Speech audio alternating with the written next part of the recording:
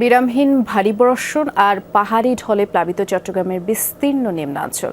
কয়েকটি উপজেলায় তলিয়ে গেছে ফসলি জমি, সড়ক, ঘরবাড়ি। টানা বৃষ্টিতে বিপর্যস্ত বন্দরনগরীর জনজীবন। খাগড়াছড়ি চট্টগ্রাম আঞ্চলিক মহাসড়কের সাপমারায় পাহাড় ধসে পড়ায় যান চলাচল 4 ঘন্টা বন্ধ ছিল। একমাত্র ওয়ালটন এসি দিচ্ছে 1 বছরের রিপ্লেসমেন্ট গ্যারান্টি এবং কম্প্রেসারের 10 বছরের গ্যারান্টি। শুক্রবার রাতভর বিরামহীন ভারী বর্ষণ, তার উপর পাহাড়ি ঢলে প্লাবিত হয় চন্দনাইশ, সাতকানিয়া সহ চট্টগ্রামের বিভিন্ন উপজেলার বিস্তীর্ণ নিম্নাঞ্চল। ডুবে যায় সড়ক, ফসলি জমি, ক্ষেত খামার। বন্দরনগরীর কিছু এলাকায়ও জলাবদ্ধতা তৈরি হয়। তবে সকালে গুড়ি গুড়ি বৃষ্টি হলেও আর ভারী বৃষ্টিপাত না হওয়ায় ধীরে ধীরে পানি নামতে শুরু করে। যদিও বেড়েছে বাতাসের গতিবেগ, তীরে আশ্রে পড়ছে সমুদ্রের বড় ঢেউ। বৃষ্টিটা সকাল থেকে কম ছিল, এখন আরো বেশি হচ্ছে।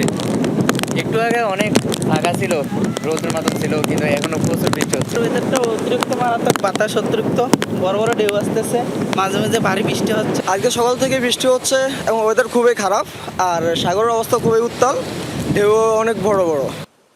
সাগর উত্তাল হয়ে উঠায় তীরে নিরাপদে আশ্রয় নেয় সব নৌযান। জাল গুটিয়ে ফেরত আসে মাছ ধরার সব নৌকাও।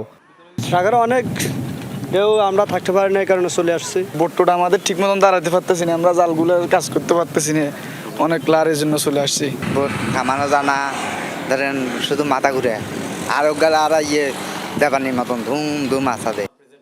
বঙ্গোপসাগরে সৃষ্ট লঘুচাপের প্রভাবে আরও 2 দিন ভারী বর্ষণের পূর্বাভাস দিয়েছে আবহাওয়া অধিদপ্তর। উত্তর পশ্চিম বঙ্গোপসাগরে একটি লঘুচাপ বিরাজ করেছে, সেই জন্য বাতাসের গতিবেগ বৃদ্ধি পাচ্ছে এবং বৃষ্টিপাতের প্রবণতা বাড়ছে। এই লঘুচাপটি 2-1 দিন থাকার সম্ভাবনা রয়েছে, তারপর এটা ভ্যানিশ হয়ে যাবে। এদিকে ভারী বৃষ্টি এবং পাহাড়ি ঢলে খাগড়াছড়ি চট্টগ্রাম আঞ্চলিক মহাসড়কের সাপমারায় পাহাড় ধসে পড়ায় সকাল 8টা থেকে 4 ঘন্টা বন্ধ ছিল যান চলাচল। উভয় দিকে আটকা পড়ে যাত্রীবাহী বাস, পণ্যবাহী গাড়িসহ বিভিন্ন পরিবহন। সড়ক ও জনপথ বিভাগ, বন বিভাগ, ফায়ার সার্ভিস, আনসার ও পুলিশ সদস্যরা ধসে পড়া মাটি সরানোর পর পরিস্থিতি স্বাভাবিক হয়। ভূমিধসের কারণে যে মাটিটা ভেঙে পড়েছে, এটার পরিমাণটা বেশ বেশি, তো সেটা পরিষ্কার করতে আমাদের একটু সময় লাগছে। ঢাকায় সাইড থেকে চট্টগ্রাম যাবার, এখানে আটকে আসছে অন্তত 1 ঘন্টা। 2 ঘন্টার কাছাকাছি হচ্ছে এই জামটা। কি কারণে? পাহাড় ধসে পড়ছে, এই জন্য। এখানে পাহাড় ভাঙি পড়ছে, অনেক কষ্ট করে যাইতেছি, দাঁড়াইতে পারতেছি না, ওইখানে অনেক ঝামেলা বেশি। আল আমিন শিকদার, যমুনা নিউজ।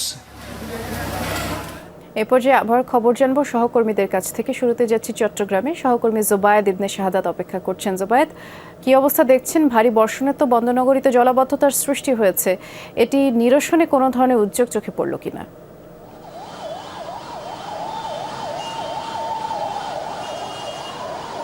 বৃষ্টি এই মুহূর্তে আবহাওয়া অনেকটাই শান্ত বলা চলে, এখন বৃষ্টিপাত নেই। তবে বিকেল 3টা পর্যন্ত, মানে দুপুর 3টা পর্যন্ত যদি বলি, প্রায় 102 মিলিমিটার বৃষ্টি রেকর্ড করা হয়েছে আবহাওয়া অধিদপ্তর থেকে। আমি আবহাওয়া অধিদপ্তরের সাথে কথা বলেছি, তারা বলেছেন যে এই যে বৃষ্টিপাত, সেটা কিন্তু আগামীকাল চট্টগ্রাম এবং তার আশপাশের যে এলাকাগুলো আছে সেখানে মাঝারি এবং অতি বর্ষণ হতে পারে, এবং সেক্ষেত্রে পাহাড় ধসের একটা সম্ভাবনা আছে। পাশাপাশি জলাবদ্ধতা, চট্টগ্রামে যেভাবে আমরা দেখি যে অল্প বৃষ্টিতে জলাবদ্ধতা হয়ে যায়, সেই জলাবদ্ধতার একটা সম্ভাবনা আছে।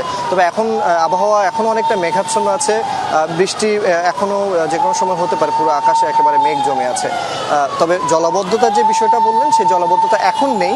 তবে বৃষ্টি যদি বাড়ে বা আগামীকালে যে বর্ষণের যে পূর্বাভাস আবহাওয়া অধিদপ্তর দিয়েছে, যেহেতু সমুদ্র বন্দরগুলোকে 3 নম্বর সতর্কতা সংকেত দেওয়া হয়েছে, পাশাপাশি আবহাওয়াটাও অনেকটা গুমোট ধরে আছে, তাই বলা চলে বৃষ্টি যদি বাড়ে, জলাবদ্ধতা যেটা চট্টগ্রামের নিত্যসঙ্গী, সেই জলাবদ্ধতার কবলে আবার চট্টগ্রামবাসীকে পড়তে হতে পারে। বৃষ্টি শুনছিলাম, ধন্যবাদ জানাচ্ছি জোবায়েদ। এ পর্যায়ে আমরা কক্সবাজারে যাই। দেখতে পাচ্ছি সহকর্মী এহসান আল কুতুবি অপেক্ষা করছেন। এহসান, সমুদ্র সৈকতগুলোতে তো আসলে 3 নম্বর সতর্কতা সংকেত দেখাতে বলা হয়েছে।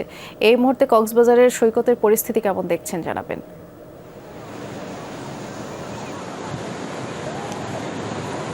বৃষ্টি 3 নম্বর সতর্ক সংকেতের কারণেই মূলত ভারী বৃষ্টি হয়নি, তবে গুড়ি গুড়ি বৃষ্টি হয়েছে। সকাল থেকেই আমরা দেখেছি বেশ কিছুক্ষণ বৃষ্টি ছিল, কিছুক্ষণ থেমে থেমে, এবং আবার রোদেরও দেখা মিলেছে। রোদ বৃষ্টির খেলায় কিন্তু পর্যটকরাও মেতে উঠেছেন। এমন একটি সুন্দর মুহূর্ত আসলে তারা খুঁজেন যে রোদ বৃষ্টি একসাথে হবে।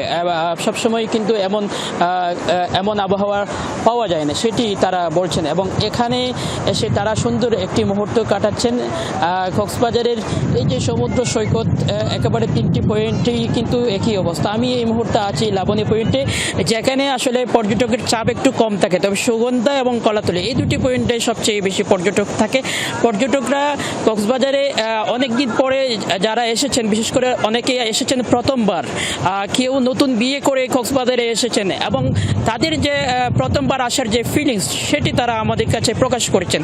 এবং এটিও বলেছেন তারা ট্যুরিস্ট পুলিশের একটি বিষয় অভিযোগ করেছেন, সেটি হচ্ছে তারা ট্যুরিস্ট পুলিশের তেমন আনাগোনা বা তারা টহল দিতে দেখেনি। তবে ট্যুরিস্ট পুলিশ যেটি বলছে, তারা যেহেতু গত 5 তারিখ সরকার পতনের পর দুর্বৃত্তরা ট্যুরিস্ট পুলিশের যে এখানে চেকপোস্ট বা ক্যাম্প ছিল সেগুলো ভেঙে ফেলার কারণে ট্যুরিস্ট পুলিশ আসলে কোথাও বসার কোনো জায়গা না থাকাতে পরিস্থিতি সম্পর্কে জানতে চাচ্ছিলাম, দেখে মনে হচ্ছে অনুকূলে। ধন্যবাদ জানাচ্ছি আপনাকে।